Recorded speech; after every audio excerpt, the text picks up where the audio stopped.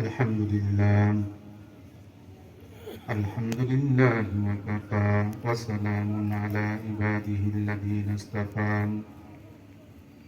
أما بعد فقد قال الله تعالى في القرآن المجيد فبسم الله الرحمن الرحيم إنه سليمان وإنه بسم الله الرحمن الرحيم فقال رسول الله صلى الله عليه وسلم كل أمر إيجاد لم يبدأ بسم الله فهو أكثر أو كما قال عليه الصلاة والسلام وقال تعالى يا أيها الذين آمنوا صلوا عليه وسلموا تسليما نشبه محبة صدقة الشيخ اللهم صل على محمد وعلى آل محمد كما صليت على إبراهيم وعلى آل إبراهيم إنك حميد مجيد اللهم بارك على محمد وعلى آل محمد كما باركت على إبراهيم وعلى آل إبراهيم إنك حميد مجيد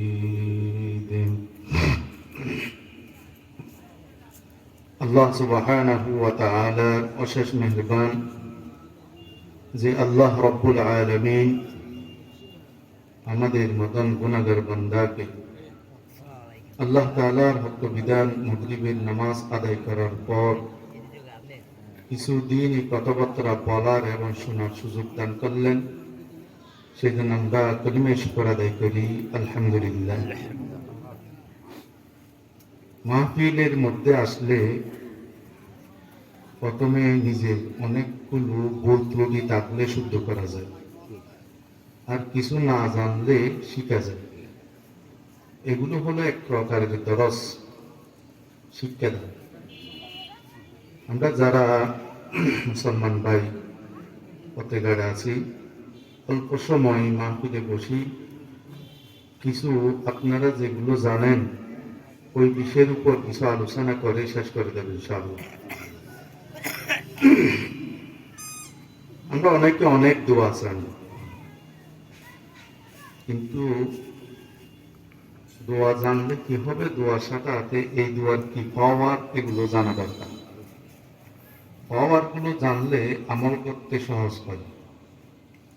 আমি একটা কোরআনের আয়াত তেলাওয়াত করলাম, একটা নবী করিম সাল্লাল্লাহু আলাইহি ওয়াসাল্লামের হাদিস পাঠ করলাম, অল্প সময় এই দুইটা শব্দের উপর কিছু আলোচনা করে শেষ করব ইনশাআল্লাহ। আমরা তো সবাই নাম্বা ছোট বড় কেউ দোয়া জানি বা জানি না, কিন্তু এমন একটা দোয়া আজকে শিখাবো যে দোয়াটা আপনারা সবাই জানেন। মাঝে মাঝে পুকুরের মধ্যে জাল মারতে হয়। যদি জিজ্ঞাসা করো ভাই আপনি জাল মারেন কেন, একটু মাছ বড় হওয়ার জন্য। ড্যাগের মধ্যে যারা মাছ বিক্রি করে ওই মাছকে তারা লাড়াচাড়া করে মাঝে মাঝে। লাড়ার কেন, না লাড়লে মাছগুলো আস্তে আস্তে অক্সিজেন কমে যাবে, মাছ মরে যাবে। মাঝে মাঝে একটু লাড়াচাড়া করতে হবে।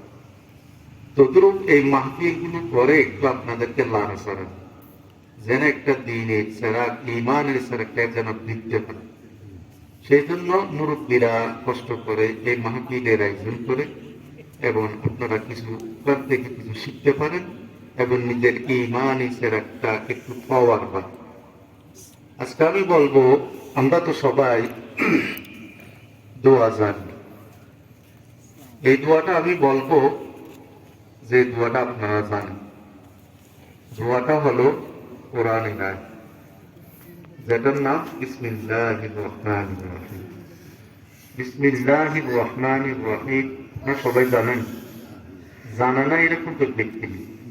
যারা ছোটকালে মক্তবে পড়ে তাদের প্রথম শিক্ষা হলো বিসমিল্লাহির রহমানির রহিম। প্রথম শিক্ষা কি? বিসমিল্লাহির রহমানির রহিম। বিসমিল্লাহ কি পাওয়া? এই বিসমিল্লাহর পাওয়ারটা কি আমরা জানি, যদি পড়ি বিসমিল্লাহির রহমানির রহিম। কিতাবের মধ্যে ইবনে কাসীরের মধ্যে বিভিন্ন জায়গায় এই বিসমিল্লাহর পাওয়ার যদি একত্রিত করে যদি আপনাদের সামনে আলোচনা করি, এইরকম 2 দিন 3 দিন শেষ হবে, তবুও বিসমিল্লাহর পাওয়ার শেষ হবে না। ইতিহাস সাক্ষী।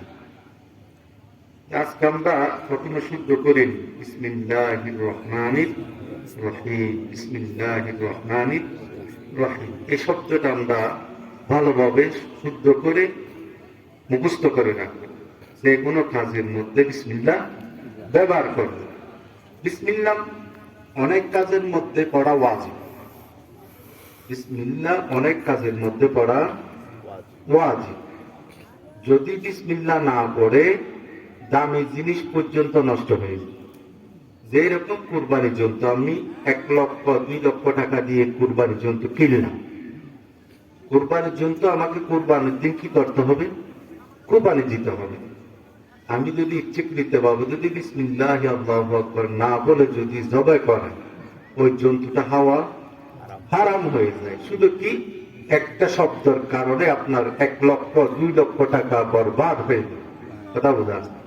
ওই জায়গার মধ্যে আপনাকে বিসমিল্লাহ বলা আপনার জন্য ওয়াজিব। বলা আপনার জন্য মনে থাকবে কোন জায়গায়? জন্তু জবাই করার সময় বিসমিল্লাহি আল্লাহু আকবার অথবা বিসমিল্লাহির রহমানির রহিম এই শব্দটা বলা আপনার উপর ওয়াজিব। যদি ইচ্ছাকৃতভাবে যদি কোনো ব্যক্তি যদি বিসমিল্লাহ না পড়ে, ইচ্ছাকৃত ও নিচ্ছাকৃত দুইটা, এই দুইটার মধ্যে উলামাদের মধ্যে ইখতিলাফ আছে। ইমাম আবু হানিফা রাহমাতুল্লাহ আলাইহি একটু আমাদেরকে সুযোগ দিন, কিন্তু অন্য ইমাম যারা আছে তারাও বলে যদি অনিচ্ছাকৃত ভাবে বিসমিল্লাহ না পড়লে ওই জন্তুটা খাওয়া হারাম। কথা বুঝতে পারছেন? সেজন্য অনেক জায়গায় বিসমিল্লাহ বলা ওয়াজিব, আবার অনেক জায়গার মধ্যে বিসমিল্লাহ বললে সুন্নাত, বরকত। না বললে কোনো অসুবিধা নেই, কাজটা অসম্পূর্ণ হয়ে পরিপূর্ণ হয়। পরিপূর্ণ হয় না অর্থ হলো আপনি বরকত থেকে মাহরুম যান, বরকত থেকে মাহরুম যান। বিসমিল্লাহর বরকত আছে। বিসমিল্লাহ কি আছে? বরকত আছে। আপনি খাওয়ার সময় বিসমিল্লাহ বলা সুন্নাত, বিসমিল্লাহ বলতে হবে। আর আপনি যদি খাওয়ার সময় বিসমিল্লাহ না পড়েন, আপনার পেটের মধ্যে ভাত ঢুকবে কিন্তু বরকত উঠে যাবে। সাহাবীদের মধ্যে দেখা যায় একবার এক সাহাবী খাওয়া দাওয়া করে, নবী করিম সাল্লাল্লাহু আলাইহি ওয়াসাল্লাম ওই সাহাবীর চেহারার দিকে এমন ভাবে দেখে থাকলেন, চেহারাটা লাল হয়ে গেল। হঠাৎ করে কিছুক্ষণ পর ওই ব্যক্তি খাওয়া একদম শেষের দিকে, 1 লোকমা বাকি আছে। কথা বলেন, হঠাৎ করে আল্লাহর নবীর মুখ থেকে হাসি বের হয়ে গেল। সাহাবীরা নবী করিম সাল্লাল্লাহু আলাইহি ওয়াসাল্লাম থেকে জিজ্ঞাসা করলেন, ইয়া রাসূলুল্লাহ, এই ব্যক্তি খাওয়ার সময় আপনি তার চেহারার দিকে দেখে থাকলেন, আপনার চেহারাটা লাল হয়ে গেল। আবার কিছুক্ষণ পরে দেখলাম আপনার চেহারার মধ্যে একটা হাস্যাস প্রশ্বাস হয়ে গেল, কারণটা কি?